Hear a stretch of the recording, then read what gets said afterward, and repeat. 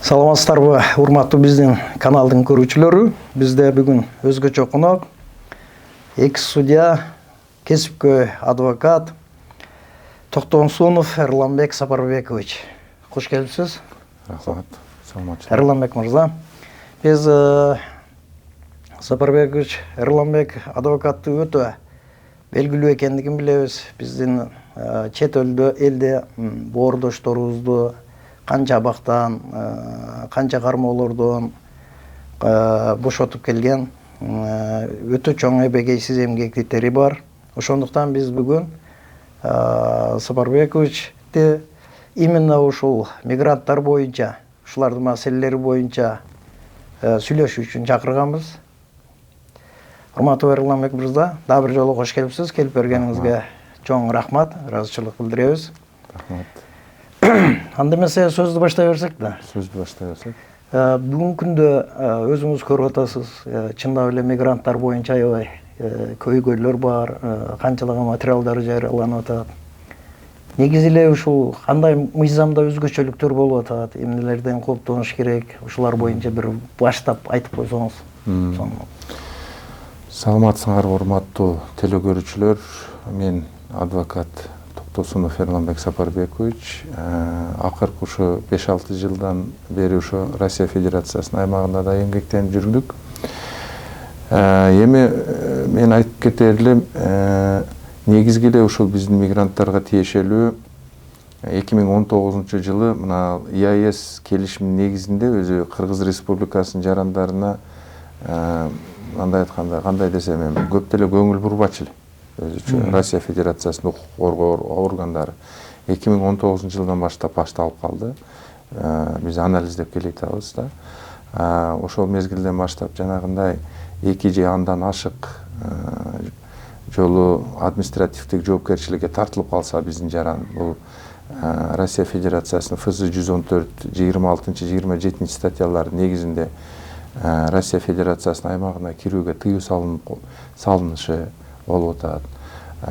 Андан кийин болсо азыркы учурларда мына өзүңүздөргө бардыгыңыздарга эле белгилүү болгондой жанагы Крокус Сити холдо каргылашуу мындай бир окуя болду. Көп адамдардын өмүрүн алып кетти ал жерде. Ошондон баштап Россия Федерациясынын бийлик өкүлдөрү коопсуздук, мындай айтканда мера безопасности ошого окшогон нерселерди көп колдонуп калышты. Андан кийин ушул Кыргызстан жарандары дагы ушул мындай айтканда элекке туш болуп калып атат да. Туш болуп, анан кийин көпчүлүгү ушу Сахарова аркылуу деп коебуз. Ушу Москвада бул Сахарова ушул иностранный гражданиндерди, чет өлкөлүк жарандарды убактылуу кармоочу жайы бар. Ал ачык эле айтканда, мындай айтканда СИЗОго эле тети жайда, мындай айтканда абдан жаман жайда. Ошол эмнеси мындай өкүнүчтүү болуп аткандыгы, биринчи жолу нарушение кылгандарды деле ушул через Сахарова мажбур иретинде жөнөтүп аткандыгы абдан өкүнүчтүү болуп атат. Сот аркылуу соттор ошол мажбур иретинде чыгаруу жөнүндө соттун чечими чыгарып коюп атышат. Мурда 2019 чейин болсо жанагындай самостоятельный выезд деп коет, мындай өз ыктыяры менен чыгып кетсин деп сот чечим чыгарып койчу. Анан ошол соттун токтому күчүнө киргенден кийин дагы биздин жаран кетпей жүрө берсе, анан кийин экинчи рет уже через Сахарова аркылуу жөнөтчү да. Сен өзү кетпейт экен бул депчи. Уну мажбур жөнөтүш керек экен депчи.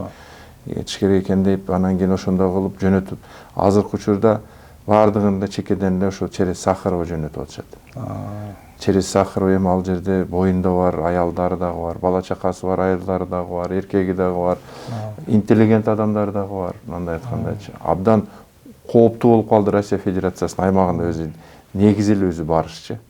Ушундай болуп калды. Анан кийин эми азыркы учурда көпчүлүк мындай айтканда Россия Федерациясынын мыйзамы, миграциялык мыйзамы кичине татаалдаштырылган да. Айрыкча мындай алып карап көргөндө Россия Федерациясынын аймагында мигранттар өз жашаган жери боюнча регистрациясы болуш керек. Же регистрациясы жашаган жери боюнча болуш керек. Бирок ал маселе абдан кыйын жана татаал. Аны айтып коюш оңой. Бирок аны иштеш, аны жасаш абдан кыйын. Анткени ошо биздин мигрант ошол эле Орус Россия Федерациясынын жаран квартирасын, батирин немеге алат да, арендага алат. Арендага алып, ошол жерде барып же болбосо бир 5000ден койка место снимать этсе деле, ошол жерге регистрация кылып бербейт үйдүн ээсичи. Кылып бербейт, жасап бербейт да. Ал мажбур башка бир ортомчулардын кызматына дуушар болот. Ортомчулардын. Ортомчулар болсо бир бул жашабаган эле бир хостелдерге барып эле регистрация кылып коет. Аны мындай ал кээ бир учурларда базы акыркы мезгилдерде азыр рейд болуп атат да. Канча ошондой жасалма документтерди жасап бергендиги үчүн кылмыш жоопкерчилигине да тартып берип атышат ошол адамдардычы. Андыктан компьютерден эле жасап туруп эле колуна калмап коюп атат биздин жарандардычы. Аны полицияга көрсөтсө, полиция болсо текшерип база данныктан караса ал база даныкта жок. Сразу апарып туруп эле камап, анан кийин эртеси күнү протоколдор баардыгын оформление кылып туруп эле сотко апарып атат. Сот болсо 5 жылга выдворение кылып коюп атышат. Выдворение деген сөз бул 5 жылга Россия Федерациясынын аймагына кирүүгө тыйым салынат. Повторно ошол эле жумушту, ошол эле ишти, ошол эле нарушенияны жасагандарга 10 жыл өзү. Выдворениясы. Ушул татаал маселе. Бул өзүчө ушул татаал маселе биринчи мындай алып карап көргөндө биздин мигранттардын проблемасы ушул Россия Федерациясынын аймагында. Анда эми сиз айткандай да азыр жанагы укук бузуулар боюнча, каттоо боюнча болбосун, башка эле укук бузуу болгондо деле ошол баары бир чыгарууга барып калып атабы? Ошол кимисиге карап, категориясына карабы? Категориясына эми башка укук бузуулардын алдында жол эрежесин бузуу же ошол сыяктуу айтабы. Өзү негизи мындай алып карап көргөндө, Россия Федерациясынын административдик жөнүндө кодекси Кыргыз Республикасынын административдик жөнүндө кодексинен көп деле айырмаланбайт.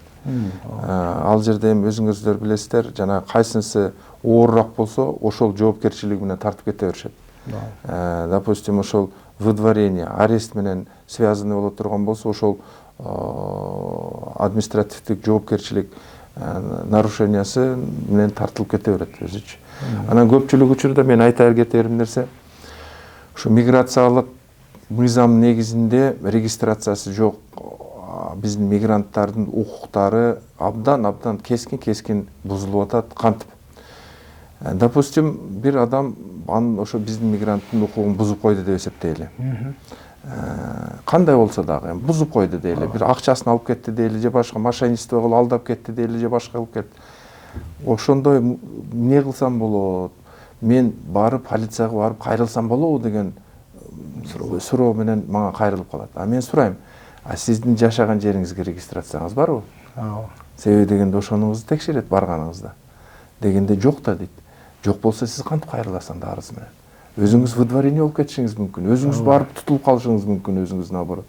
Дегенден кийин аттиң деп коюп, өздөрүнүн укуктарын өздөрүн ошол коргой албаган себеби дагы ошондон болуп кете берет. Бир себеби. Ошондой болуп кете берет. Ушул кызык да ушулчу. Эгер дагы каттоосу жок болсо, тийиштүү орган деле каттоо жок болсо карабайт да, туурабы? Жок, ал сразу эле анын өзүнүн жоопкерчиликке тартат да. Биринчи кезекте. Суроо өзүгө пайда болот. Ооба да. Биринчи кезекте өзүнүн жоопкерчиликке тартып туруп, өзүнүн жоопкерчилиги болсо выдворение.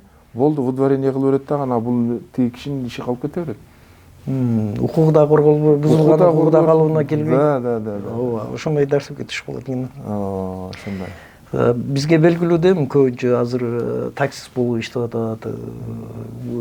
Чоң жүк ташуучу машиналарды көп айдашат биздин боордоштор. Анан ушул маселе боюнча жанагы көп учурлар болуп калып атат да, жанагы өздөрү туура эмес туш келип калып, же болбосо кармалып калып.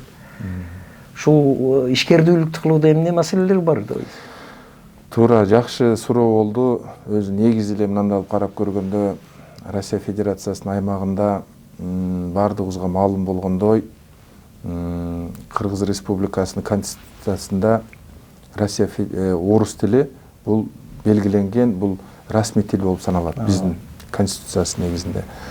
Ошого мындай айтканда жооп катары 2017-2018 жылдары Госдумадан Кыргыз Республикасынын айдоочулук күбөлүгү менен иштей турган кылып мүмкүнчүлүк түзүп беришкен. Башка bunday укук бир дагы жарандарда болбойт, жок. Жалгыз Кыргыз. Жалгыз Кыргызстандын айдоочулук күбөлүгү менен Россия Федерациясынын аймагында жүк ташууга, пассажир ташууга мүмкүнчүлүк болот. Бар. Башка бир Тажик Республикасынын же Өзбек Республикасынын же башка республикалардын правалары менен андай кылып жүргөнү болбойт. Обязательно алар ошо Россия Федерациясынын айдоочулук күбөлүгүн алыш керек. Милдеттүү. Милдеттүү түрүндө. Ошол менен биздин кыргыз жарандарыбыз көпчүлүк учурда ошо такси жаатында иштейт. Азыркы учурда. Такси жаатында иштеп, такси жаатында көпчүлүк учурда иштеп, мындай эмгектенип, өзүнүн үй бүлөсүн багып келүүдө, акыркы мезгилдерде андыктан эми бул жаатында дагы кичине бир проблемалар бар. Кандай проблемалар бар? Бул эми тил барьер деп коет. Тилдик ушундай кылып бир проблемабыз бар. Ошо жолдо кетип атып, ГАИ токтотот экен. ГАИ токтотуп көзүң кызылго дейт экен да, орус тилинде. Анан кийин неге көзүң кызыл дейт экен? Сен ичип алгансың го дейт экен. Дегенде анан кийин жок, мен ичкен эмесмин дейт. Анан сени текшеришибиз керек дейт. Мен пассажирларым бар. Кандай неме кылам? Хорошо, макул, анда пассажирларың болсо, сен ошол медициналык текшерүүдөн баш тартамын деп, мына пустой протоколго кол коюп бер дейт. Анан кете бер дейт. Анан кийин акыркы мезгилдерде видеого дагы тартып алып атат ошентипчи. Я отказываюсь от прохождения от медицинского освидетельствования. Бул Россия Федерациясынын КОАП деп коет, Кодекс об административной ответственности 12.26 деген статья бар өзүчү. Ал жерде ушул медициналык кароодон мен баш тартамын деп кол коюп бере турган болсо эле, ал жерде 1,5 жылдан 2 жылга чейин 30 000 штрафы менен жаза каралган. Жаза каралган, автоматически жаза каралган. Анан кийин ошон үчүн аны өздөрү түшүнбөй эле биздин жаран кол коюп берет. Кол коюп бергенден кийин анын жашаган жери боюнча регистрациясы дагы жок. Регистрациясы дагы жок. Анан кийин ал болсо ошол машинасын айдап кете берет, протокол түзүлдү. Ал ошо регистрациясы боюнча анан кийин сотко, мировой суд деп коет ал жакта, ошо административдик жоопкерчилик жөнүндө укук бузууларды ал жакта мировой судтар карайт. Мировой судтарга берилет. Мировой суд болсо анын ошол жанагы регистрациясы боюнча немесине жанагындай чакыруусун жөнөтүп коет. Чакыруу жөнөтүп койгондон кийин келбейт ал. Себеби дегенде ал регистрациясы жашаган жери боюнча жок да. Чакырдык деп эле неме кылып коет да, анан кийин макул деп ал жок, биздин жаран жок эле карайт. Карап, анан кийин биздин жаранга болсо 30 000 штраф и лишение прав кылып коет. Кылып койгондон кийин аны биздин жаран өздөрү деле билбейт аны. Билбей ошону жүрөбөрөт. Жүргөндөн кийин анан кийин болсо өзү жолдо токтоп туруп базада караса, ты лишённый прав, оказывается, дейт. Ты, оказывается, раньше отказался от прохождения медицинского освидетельствования деп туруп, аны 15 суткага кирет, мыйзам боюнча ошо өзү ушундай. Повторно дагы ошондой кылып эле дагы кол кое турган болсо, анын үстүнө кылмыш жоопкерчилигине тартылат. Россия Федерациясынын аймагында ушундай. Эки жолу ушундай кылып мас абалында түшө турган болсо, экинчи жолу уже кылмыш жоопкерчилигине тартылат. Жоопкерчилик уже кылмыш жоопкерчилиги. Каттуу. Демек, ушул жаатта кол коюудун алдың эмнеге кол коюп атасың деген сөз айтып атасыз, эми туура, эмнеге кол коюп атасың? Ооба, эмнеге кол коюп атасың? Эмне теза кылып атат, мисалы тиги.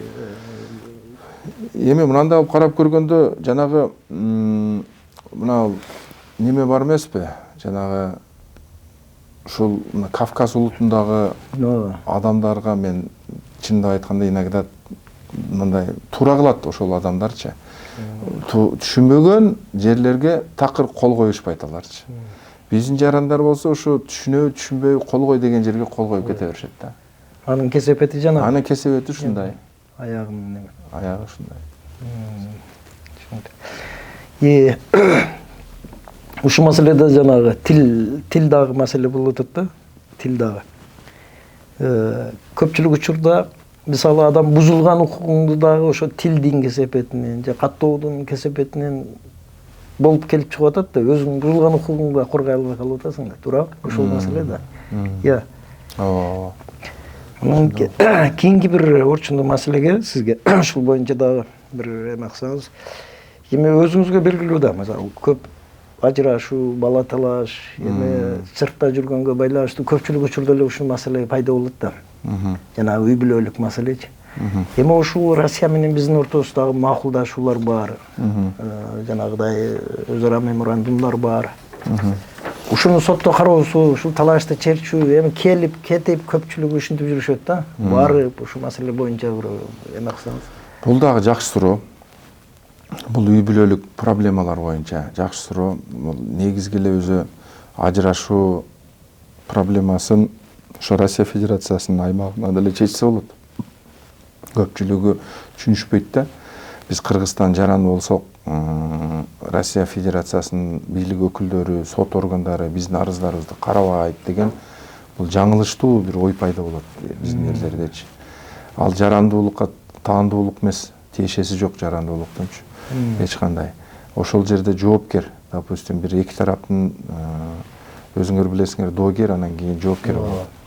Доогер, допустим, бир аял киши болсо, жоопкер күйөөсү боло турган болсо, же наоборот боло турган болсо, жоопкер ошо Россия Федерациясынын аймагында боло турган болсо, ошол кайсы адресте жашай турган болсо, ошол жоопкердин дарегин боюнча мировой суд карайт аны дагы. Мировой судка арыз берсе, до арыз берсе, биринчи кезекте жанагы развод маселесин, ажырашуу маселеси карала берет. Андайды көп болуп атат, көп чечип берип атабыз. Анан экинчи маселеси алимент өндүрүү. Ал деле ошол. Алимент өндүрүүнү деле ошондой кылып эле чечип беребиз Россия Федерациясынын аймагында. Анан кийин дагы бир орчундуу маселе, мен эми буну айтып кетким келет, ушул бул дагы үй бүлөлүк проблемаларга тиешелүү болуп атат. Акыркы мезгилдерде Кыргыз Республикасынын эмгек социалдык өнүктүрүү жана миграция министрлиги акыркы мезгилдерде жанагы биздин мигранттар башка эле бир адамдарга өзүнүн баласын таштап кетсе, орчундуу бир олуттуу штраф белгилейбиз деген маселени көтөрүп атат азыркы мезгилдерде. Эми бул маселенин эмне үчүн таштап кетип атат деген маселени карабай атат да. Ошол органчы, ошол министрликчи. Себеби дегенде мага өтө көп аял кишилер карайт да, кайрылат мангачы. Мен өзүм балдарым алып кетким келет дейт Россия Федерациясынын аймагына дейт. Мен ушундай кылып башка бирөөгө таштап кеткенден көрө алып кетким келет мен дейт. Бирок дейт, тиги күйөөм дейт, мага дейт Россия Кыргыз Республикасынын аймагынан чыгарууга мүмкүнчүлүк бербейт, макулдук бербейт да дейт. Себеби дегенде ал алимент төлөйт дейт. Алименттен баш тартсаң, мен макулдук берем деп атат дейт. Шантаж болуп калган азыр. Шарт коюп атат да. Шарт коюлуп атат. Россия Федерациясынын мыйзамын карап көрсөк, андай мыйзам жок. Россия Федерациясы андай чектөө жок. То есть ближний зарубежье деп коет, мына Кыргызстанга, ошол Орто Азияга ата-эненин бирөөсү менен коштоосу менен кете берет бала. Чыга берет. Чыга берет спокойно элечи. Чегарадан, э? Тоскоолдук. А бизде ошо үй бүлө кодексинде, балдар жөнүндө кодексинде ошондой кылып чектөөлөрдү киргизип койгон. Макулдугусуз чыгарбайт. Ошону канча жолу ушул жогорку кеңеште да каралды. Эч бир ушул маселе каралбай атат. Ушул чындап айтканда, ушул көйгөй абдан тирүүдөй жетим болуп калып атат. Бул боюнча канча клиптер тартылып атат. Чындап айткандачы. Мен өзү мигранттарга өзү айтам. Дайыма балдарыңарды, жаныңарды алып жүргүлө. Ушул жашоо, bundan башка жашоо жок. Көпчүлүгүбүз эртең бүрсүгүнү менен жашайбыз да. Эртең бүрсүгүнү дегиче болбой эле ошол мигранттар 50-60ка чыгып анан кийин кайра келсе, жана өзүнүн баласы тааныбай калып атат. Ооба. Тааныбай калып атат, жүрөк алыстап кетип атат баланынчы. Тирүүдөй жетим болуп калып атат, мындай айткандачы. Ошон үчүн бул көйгөйдү действительно көңүл бура турган көйгөй болуп атат азыркы учурдачы. Жана сиз айткан норма алимент төлөгөндөргө шантаж кылууга ыңгайлуу норма. Ыңгайлуу болуп калып атат. Сен алып кетсең баш тарт, алимент. Анан макулдугун берем. Ооба, ошондой болуп атат. Түшүнүктүү. Демек, бизде бул суроо жанагындай болуп калып атат да. Румыниялар. Россияда да ошол жактан келип, бул жака адвокат жалдап, ажырашуу үчүн, же алимент чыгаруу үчүн кыйналып атышат эми. Ал жактан келип канча чыгаша убакыт дегенди айтып атам да. Туурабы? Эсиле ал жакта болгон болсо, демек ага деле баягы эле каттоо келип таасирин тийгизип калышы мүмкүн. Туурабы? Ошол маселе да, Ооба, ооба. Рахмат. Андан кийин бул өзгөчө бир маселе да. Бардыгы жумуш кылганы барат. Жумуш кылып акча тапканы барат да, туурабы? Анан ушул эмгек боюнча да барганда азыркы күндө эми ээп алкагында дагы чоң бизге эмелер бар. Ушу жумушка кирүүдө, эмгек келишимин түзгөндө эмнелер мындай бир өзгөчө азыркы эми бардык категорияны алып караганда дейм. Бул дагы жакшы суроо. Өз негизи эле негизи мындай карап көргөндө регистрацияга барып такалат бул маселе дагычы. Ошо ээп келишимдин 96-97, 98 беренелери бар. Ал жерде эмне деп жазылып турат? Ал жерде биринчи кезекте биздин жаран ошол келишим алкагында 30 күн регистрация каттоосу жок жүргөнгө мүмкүнчүлүгү бар. Биздин жаран каттоосуз. 30 күндөн кийин 3 айга каттоого турат. Өзүнүн жашагандыгы боюнча жерге каттоого турат. 3 айдан ашкандан кийин только тек гана ушул эмгек келишим негизинде узартылат. Эмгек келишим негизинде узартылат. Ага чейин, значит, эмгек келишим түзүп биздин жарандар. Эмгек келишим түзүп, анан кийин ошону эмгек жумуш берүүчү УВМ деп коет. Россия Федерациясынын управление по вопросам миграции деп коет. Ошол жака өздөрү каттоого бериш керек ошол келишимди. Ошол базада болуш керек УВМдечи. Ошол келишимди биздин мигрант алып алып УВМге барат. Же через госуслуги каттоого турам дейт. Каттоого турам дегенде ошол эмгек келишим базадардыкта болуш керек. Катталууга. Неге меники мына регистрациям болбойт атат, каттоого тура албайт деген себеби, бирден бир себеби ошол эмгек келишим базада дандыкта болбойт да. Көпчүлүк учурдачы. Ошо көпчүлүк учурда мындай айтканда поддельный эмгек келишим болот ал. Ал базадандыкта болбойт. Жөн эле ортомчулар колуна карматып коет, мына эми сенин эмгек келишимиң депчи. Ошону кармап алып жүрө берет. Жанына ошол поддельный ошол регистрацияны кармап алып жүрө беришет булар. Ошонун негизинде көпчүлүгү выдворение болуп аткан себеби ошол болот. Эми 25-жылдын февраль айында Госдума тарабынан өзгөртүүлөр киргизилип атат. Киргизилип, ал мыйзам негизинде Россия Федерациясынын аймагында эмгек келишими расмий түрүндө катталбаса 1 жылдын ичинде 90 күндөн ашык жүрө албай турган болуп атат. Эмгек келишим түзбөсө. Бул мындай алып карап көргөндө жанагы ээп келишимине деле туура келет. Негизи. Себеби дегенде эмгек келишим негизинде гана узартуу болот деген тартип бар да. Россия бийлиги ошол эле учурда ээп келишимине шайкеш келтирип, анан ошол эле учурда өзүнүн Россия Федерациясынын кызыкчылыгын ойлонууда.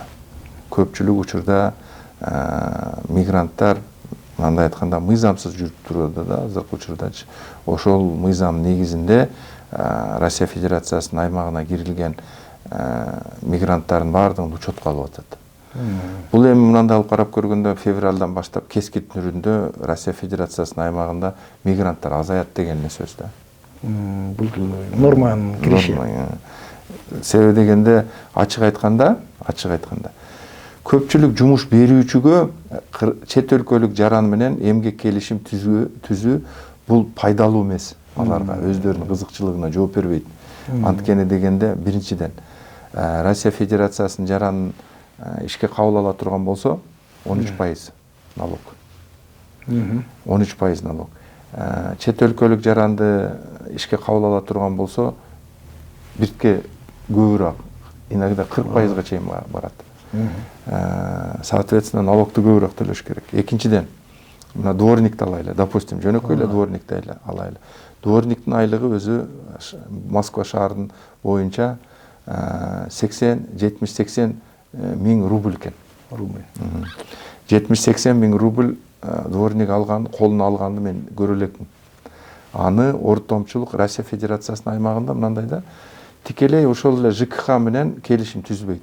ЖКХ ортомчу бир фирмаларды нанимать этет. Мыйзам боюнча өзү ушундай. Бардык жерлерде, который предоставляет услуги. Алат дагы ошол фирма менен келишим түзүп туруп, определенный бир территорияны көрсөтөт. Ушуну тендер объявлять этет да. Тендер объявление кылат, ошол фирма утуп алат. Ушуну, допустим, башка фирмалардан башка айырмаланып, мен, допустим, ушул жерде бир 5 миллионго уборка кылып берип турам айына деп турам. Макул дейт дагы, анан кийин ошол фирма биздин мигранттарды ишке алат. Ишке алып туруп ага 70 миң, 80 миң бербейт. Соответственно, 40 миң, 30 миң айлыкка иштешет. 40 миң, 30 миң айлык иштешет. Аны Россия Федерациясынын жаранын же ачык эле айтайлы, орус жараны, орусту ала турган болсо, ал өзүнүн укугун билет. Өзүнүн укугун билет дагы, стой, слушай дейт. Бул 80 миң, оказывается, менин айлыгым экен. Ошону беришиң керек экен. Болбосом, мен арыз жазам. Арыз жаза турган жерге дейт. Экинчиден дейт, сен мага отпуска берип турушуң керек экен дейт. Отпускада болсо мага ушул леченияга акча беришиң керек экен сен дейт. Плюс еще ушундай привилегиялар бар да, ошонун баардыгын сен мага берип турушуң керек экен деп өзүнүн укуктарын айтып берип турат да. Анан биздин мигрант болсо андай кыла албайт. Андай кылып айтпайт, ошо выгодный болот. Биздин мигранттарды мындай айтканда по черному алганычы.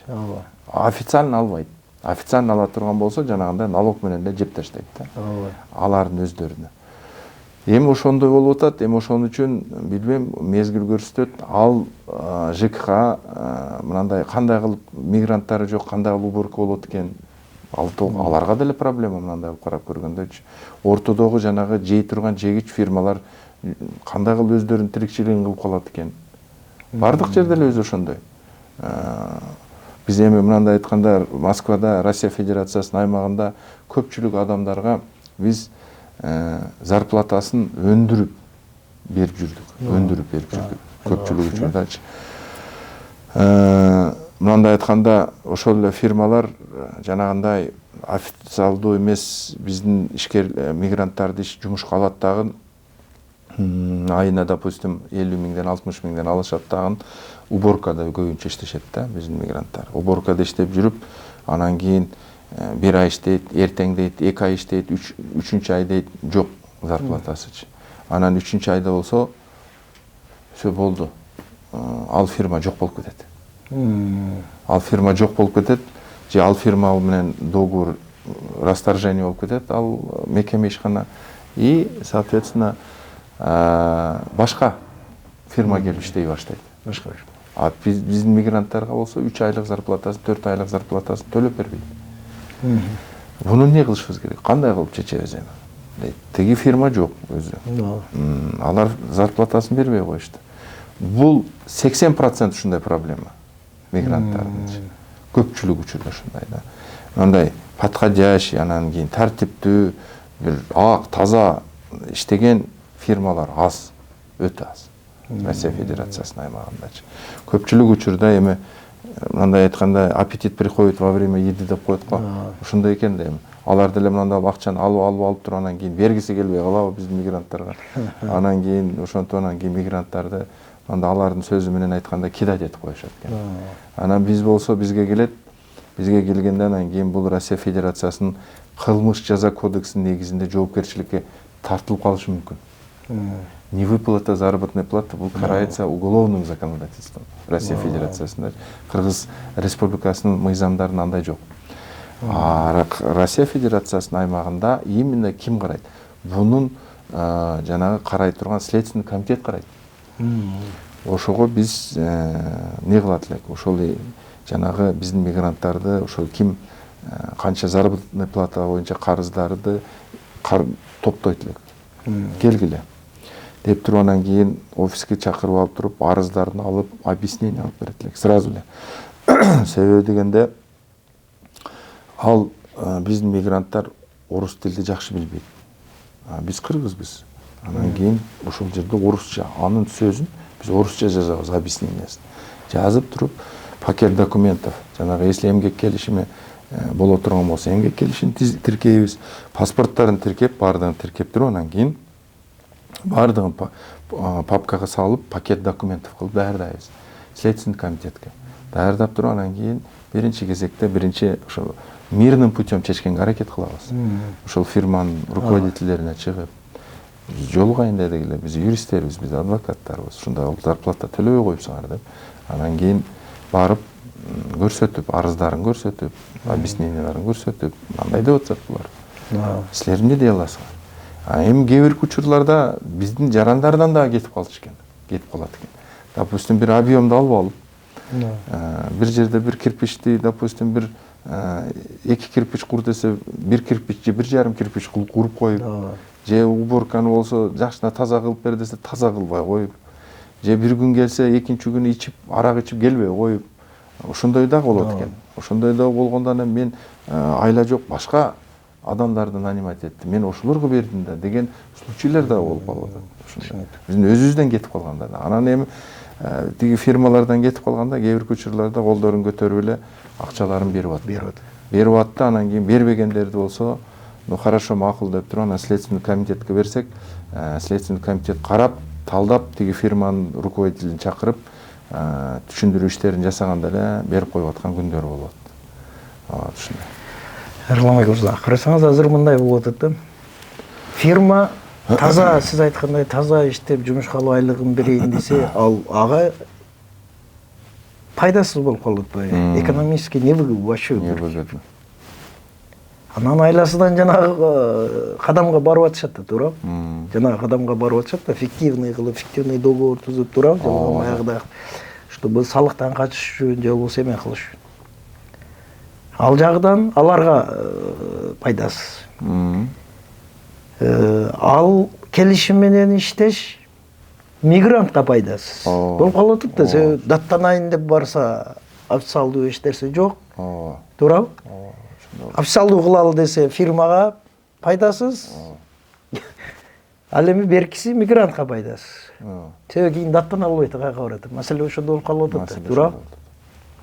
Ошондуктан мисалга мыйзамдарда бир жеңилдиктер жокпу? Мисалы, именно Кыргызстандан келгендерге, мисалы, жумушка алуу боюнча Россияда келген мигранттар үчүн моундай налоговый да болобу, ослабление, мындайча айтканда, кичине төмөндөтүү маселелери жокпу? Бардыгы эле бир категорияда. Эми мындай алып карап көргөндө өзү биздин Кыргыз Республикасынын эмгек жана социалдык өнүктүрүү миграция министрлигинин алдында служба бар да. Служба бар. Ушул Молодая гвардия Токтогул көчөсүндө, ошол жерде ошолордун сайтында деле бар. Официалдуу түрдө ошол иш жумуш менен камсыз кылып берүүчү фирмалар бар. Ортончу фирмалар бар. Ошо фирмалар аркылуу деле кетсе, мындай айтканда, гарантиясы менен кетеби деген ой болуп атат. То есть баргандан кийин жумушу бар, официалдуу, расмий түрүндө келишим бар, регистрацияда өз негизи ошол фирмалар жасаш керек, бардыгын. Мен ушундай строительный компанияларды деле билем. Алар ошо мигранттарды ишке алат, жумушка алат, турецкий компания, бул подрядчик да. Ошо Москва центринде үйлөрдү курушат. Ал үйлөрдү куруу процессти дагы мен айтып берем, азырча кызык. Аны действительно мына биздин үй куруучуларга бул ошол жактан опыт алса болот да.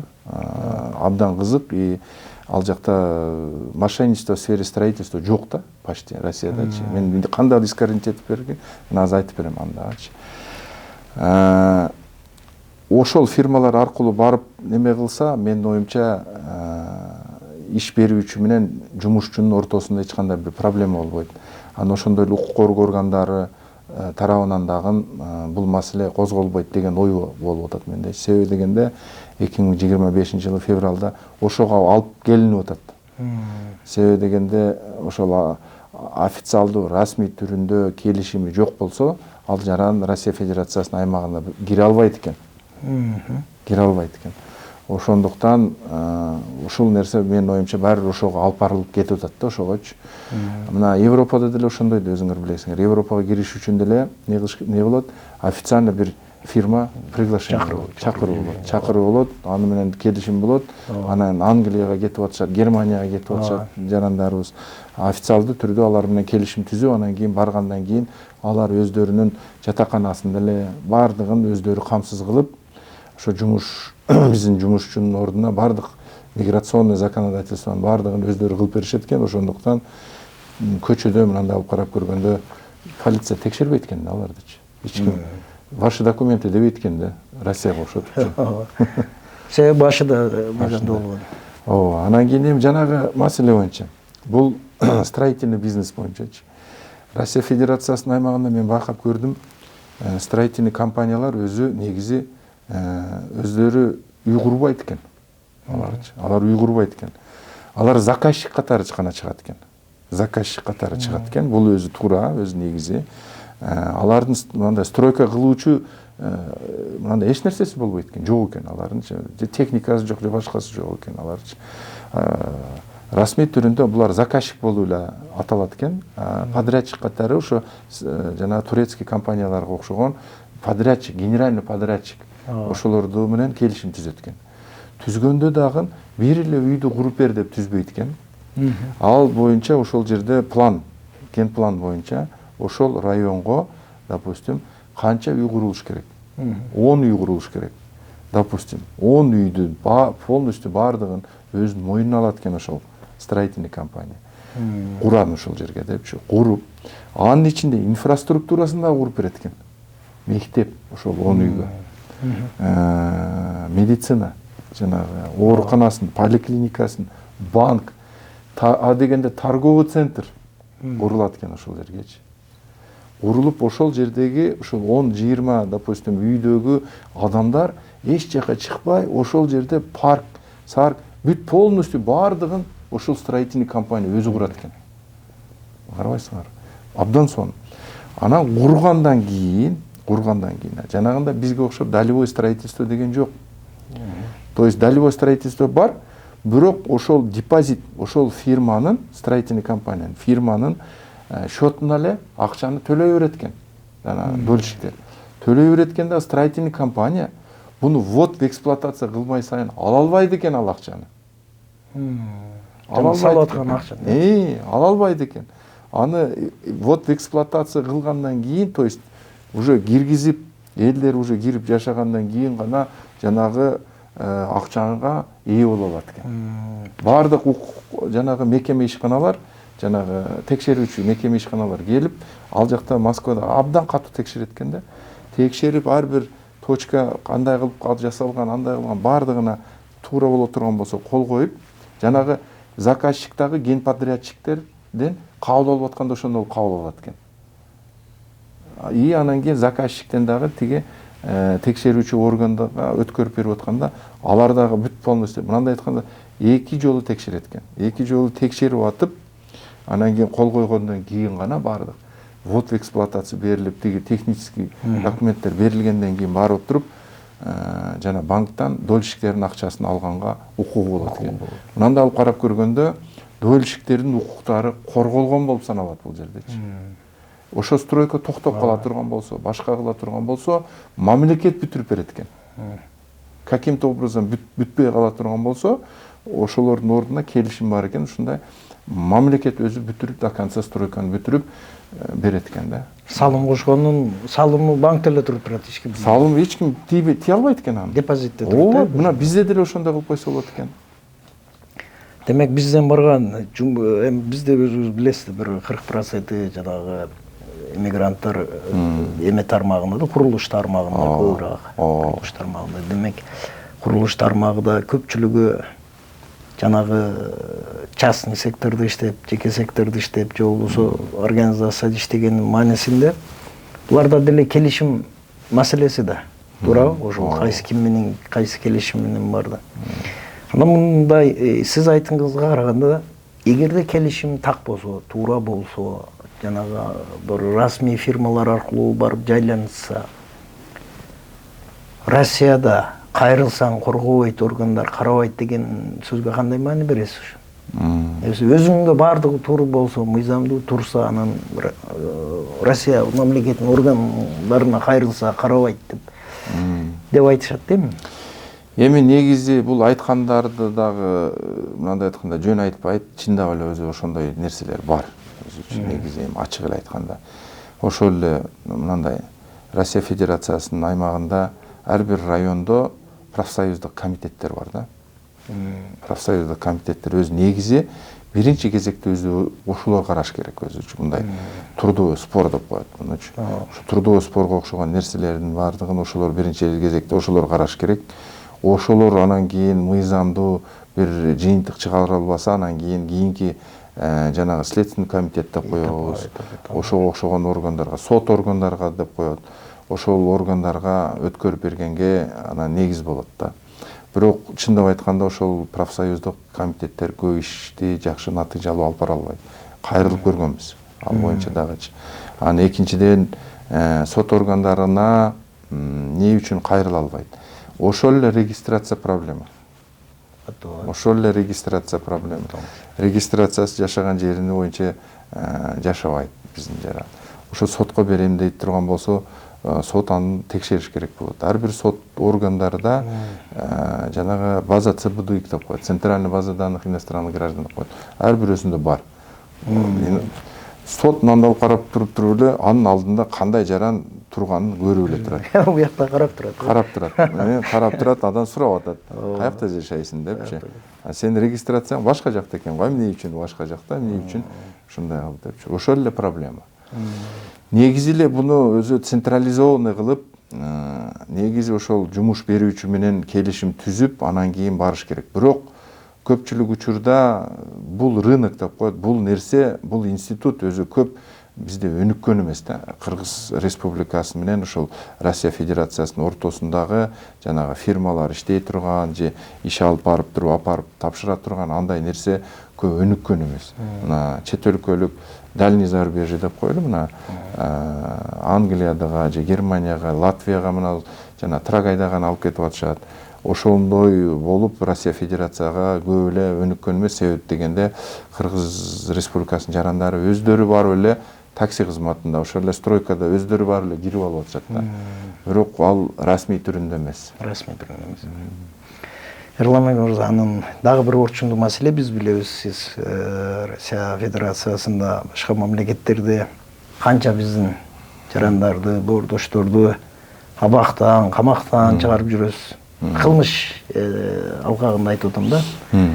Кылмыш жоопкерчилигинде мисалы ушул маселе боюнча кылмыш көбүнчө бизде жанагы кээ бириси актан камалып атат. Кээ бириси десибитин күнөөлүү болсо деле бир оорураак камалып калып атат. Эркиндигинен ажыратылып калып атат. Ушул жаатта айтып берсеңиз, бул эмнелерден? Эми негизи эле мындай алып карап көргөндө Россия Федерациясынын укук коргоо органдары, тергөө органдары деп коелу, тергөө органдары менин көз карашым боюнча 100% эмес, бир 150% далилденген ишти сотко апарат экен. Биздегидей эмес экен. Өзгөчөлүгү, өзгөчөлүгүчү. Далилденген сайын жеткирбейт. Жок, жеткирбейт экен. Ал жерде мындай экспертизанын түрлөрүн дайындайт экен. Күнөөсүн мойнуна алып турса да адам. Допустим, бир уурулук болду дейли.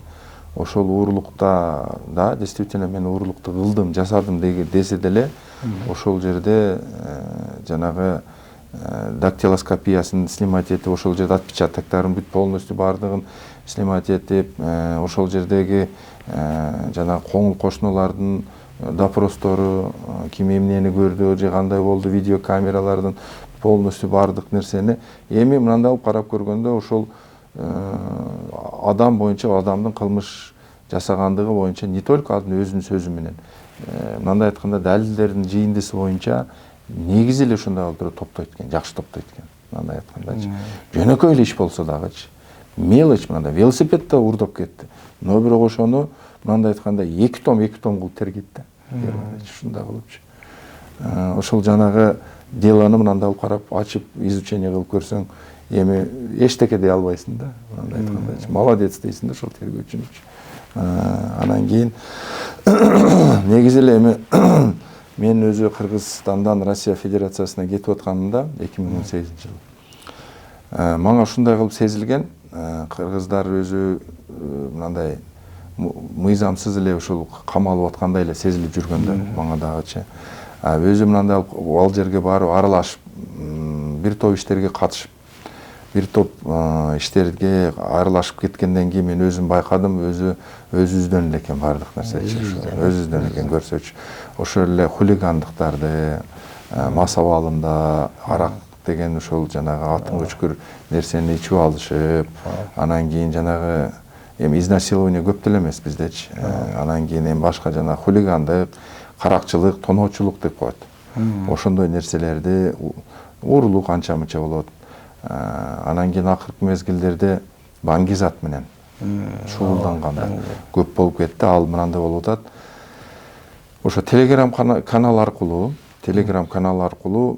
иш издейт биздин жаранчы. Иш издеп карап туруп, жумасына 85 000, 90 000 зарплата деп жазуулар көп чыгат.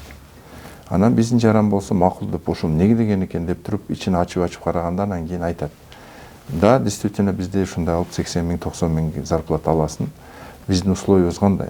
Ошол бир жерден алып туруп, ушундай свертокты аласың, алып туруп, ошону алып ичиндеги нерсесин карасаң, бир 30-50 штук болот, кичине магниттерге жабышылган наркотикалык баңгизат деп ачык эле айтат. Героин дейт, мефедрон дейт. Ошолорду алып туруп, арар жерлерге жайгаштырып, анан кийин сүрөткө тартып, геолокациясын мага жөнөтүп турасың. Ар бир жөнөткөндүгүң үчүн геолокациясын ушуну бекитип 300 сомдон, 300 рубльден алып турасың дейт. Ар бирге. Ар бирөөсүнө дейт. Мына бизнес. Анан ошондой кылат, 1 кылат, 2 кылат, 3-үчүсүнө уже кармалат. Кармалганда Россия Федерациясынын 228 прим 1 деген статьясы бар. Ошонун 4-үнчү бөлүгүнө туура келет. Ошол жанагы бир эле жана дозасы магнит менен. Ошону өлчөгөндө эле 2 грамм чыгат. 2 граммдан ашканы ири өлчөм деп саналат, крупный размер деп саналат. Ал 10 жылдан 20 жылга чейин эркиндигинен ажыратуу жазасы каралган ал үчүн. Ошондой кылып көпчүлүгү темир торго ошондой болуп кирип кетип атат. Биздин жарандар түшүнбөстүктөн улам дейбизби, түшүнгөндөн улам дейбизби, подстава деп коюшат. Бирок мындай алып карап көргөндө кылмыштын материалдарын окуп изилдеп чыкканыңда, анан ошол адам менен СИЗОго киребиз да биз. СИЗОлорго киребиз. Менде дагы башка менден сырткары бир 10 адвокатым бар. Алар менен келишим түзүп иштеймин. Аларды жөнөтөм мен, эмне экенин сурап чыкчы ушул материалдар боюнча, эмне экен, кандай экен деп чыкканда алар сразу айтышат, Эрланбек Сапарбекович, бул күнөөсүн мойнуна алыптыр. Да, действительно бул жазаптыр. Бул наркотик экенин деле билет экен эле, прекрасно депчи. Ушундай болуп атат. Анан кийин кээ бир учурларда эч кандай показания бербей койгондорду эми өзүбүздүн ыкмага салып туруп, ошо 4-үнчү бөлүктөн жанагы без цели сбыта дегенге переквалификация кылдырып, 1 жыл, 2 жыл срок алып берип атабыз. Ушундай кылып болуп калат анда, процессуальный нарушение болуп калат анча-мынча. Ошо менен пайдалануу ошондой. Бирок көпчүлүк эмес. Көпчүлүк учурда эмес. Азыркы учурда көпчүлүк учурда жанагы переводчик деп коебуз, котормочулардын катышуусу менен тергөө амалдары жасалат Россия Федерациясынын аймагындачы. Анан эми көпчүлүгү эле мен айтып кетким келет, өзү ошол негизи эле мындай ошондо кармалган күндөн баштап Россия Федерациясынын мыйзамынын жана конституциясынын негизинде 51-чи берене бар да. Ар бир адам өзүнө каршы көрсөтмө берүүгө бербей койсо дагы болот. То есть я отказываюсь от дачи показаний деп койсо деле боло берет да. Ошо көрсөтмө берүүдөн баш тартып койсом болот деген ушундай норма бар. 51 деп коет, аны бардык тергөөчү билет. Мына бүгүнкү учурда, азыркы учурда дагы Тууладагы ошондой тергөө амалдары жүрүп атат. Мен өзүбүздүн адвокатыбызга ошондо указание бердим, 51 депчи. Биз 51де турабыз. Кылмыш жоопкерчилик, кылмыш жанагы иштин материалдарын толук изучение кылгандан кийин ана позициябызды выстраивать этип, анан сотто көрсөтмө беребиз дедим. Бул туура да болчу.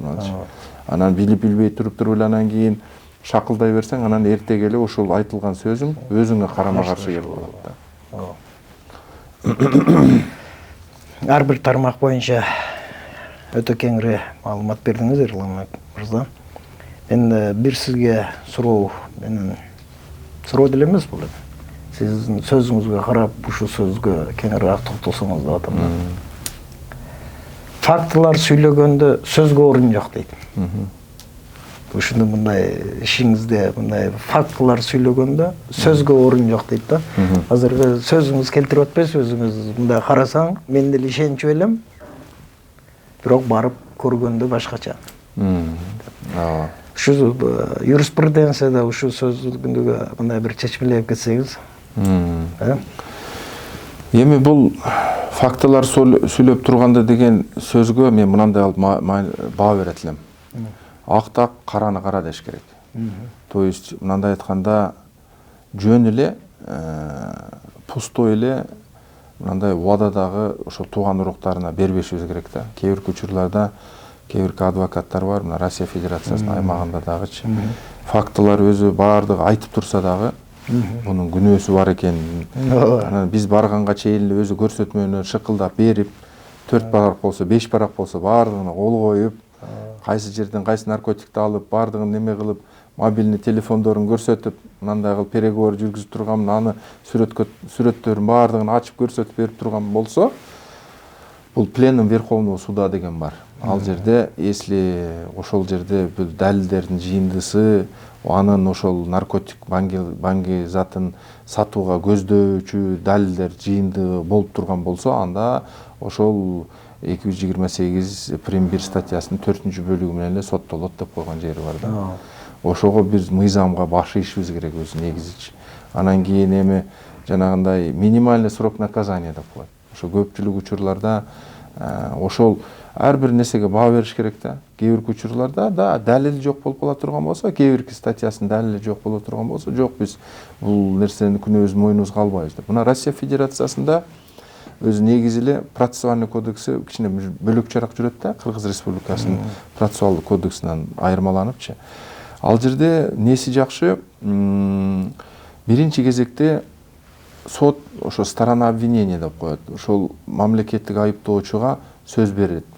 Далилдерди предлагайте свои доказательства деп коет. Далилдерди берүүгө биринчи кезек ошол мамлекеттик айыптоочуга сөз берилет дагы. Мамлекеттик айыптоочу өзүнүн күбөлөрү болот кылмыш боюнча. Өзүнүн жанагы далил заттары болот. Өзүнүн протоколдору болот. Кылмыштын материалдарынан изучение болот. Ошону полностью бардыгын 2 заседание болсо, 2, 3, 4, может 5 заседание ошол только ошол мамлекеттик айыптоочуга сөз берилет. Анан кийин мамлекеттик айыптоочу мен бүттүм. Шуну менен өзүмдүн далилдерими келтирген дегенден кийин гана сөз жактоочуга берилет. Жактоочу тарабынан. То есть бардак эмес да. Рет менен да. Бизде мындай туруп прокурор сүйлөп атса деле оозунан мындай алып туруп албак, мындай или жанагы адвокат сүйлөп атса деле перебивать этип, өзү андай болбош керек да, өзү состязательностьунда өзүнүн порядоги болуш керек да. Ошого биринчи мамлекеттик айыптоочуга сөз берилгенден кийин жактоочуга сөз берилет. Жактоочу өзүнүн күбөлөрүн айтат, өзүнүн далилдерин айтат. Анан кийин дагы бир жакшы нерсе ошо биздин укук коргооргандарында эми жана буда биз дагы өзү судья болуп иштеп турганда мамлекеттик айыптоочу барып айтып калат эле. Ошо актала турган болсо дагы акталсын деген сөз биздин тилибиз келбейт да депчи. Мамлекеттик айыптоочулардынчы.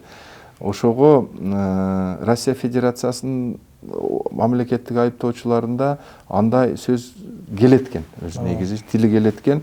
Өзү кээ бир учурларда далилдери, жыйындыгысы жакшы жыйына албай калса, же бир күбөсүн чакыра албай калса, ошол күбөнүн көрсөтмөсүн кылмыш иштен алып салууну өзү сурайт экен. Жактоочу эмес, мамлекеттик айыптоочу өзү сурайт экен. Өзү сурайт экен.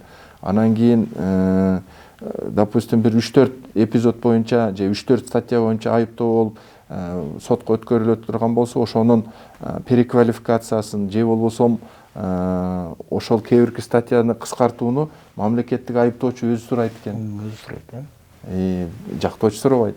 А бизде тилибиз келбейт ушу кыскартып берилүүнү суранабыз деп дегенди ойрот го.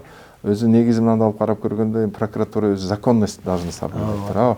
Вот, ошол жактары жакшы да, айкын. Айкын, жакшы.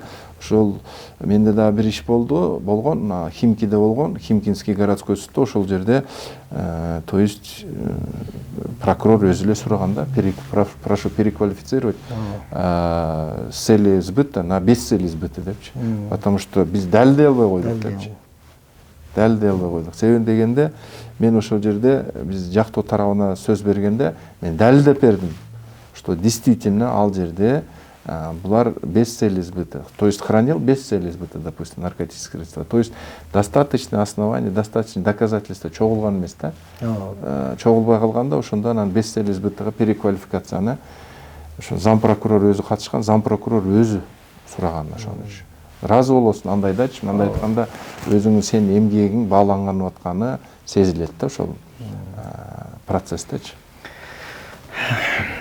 Соттан ошол чечимди чыгарды. Без цели сбыттагы переквалификация кылган. Урматтуу Эрланбек мырза, бүгүн келип бергениңизге аябай ыраазыбыз. Мен ойлойм, бул аябай жемиштүү болду. Көптөр үчүн кандайдыр бир маалымат болду, кээ биргилер үчүн бул сабак болду дегендей да. Сизге аябай чоң ыраазыбыз. Урматтуу көрүүчүлөр, Эрланбек мырзанын телефондору экран аркылуу көрүнүп турат. Кааласаңыз кайсы убакта болбосо да кайрыла берсеңиздер болот. Ал эми сизге сөз мигранттарга жалпы эле бир каалооңузду айта турган сөзүңүздү, бир жыйынтыктоочу сөзүңүздү айтып койсоңуз. Эми негизи биринчиден ушундай кылып мигранттар менен тикелей мындай кылып жолугушуу уюштуруп бергениңизге сизге чоң рахмат. Нематила мырза. Анан экинчиден өзү негизи эле Россия Федерациясынын аймагына баргандан кийин мыйзам чегинде жүрсө деп каалап кетким келет да. Себеби дегенде көпчүлүк учурда өзүбүздөн эле экен ошол нерсечи. Ошол эле миграциялык законодательство мыйзамы дейбиз, ошол эле кылмыш жоопкерчилик дейбиз.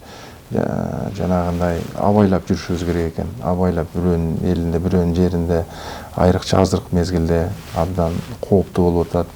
Ошого өздөрүнө сак болсун деп ушундай кылып бир каалоо тилегим, өзүнүн элине, өзүнүн жерине эсен аман келсин деген эле оюм менинчи. Рахмат, дагы бир жолу.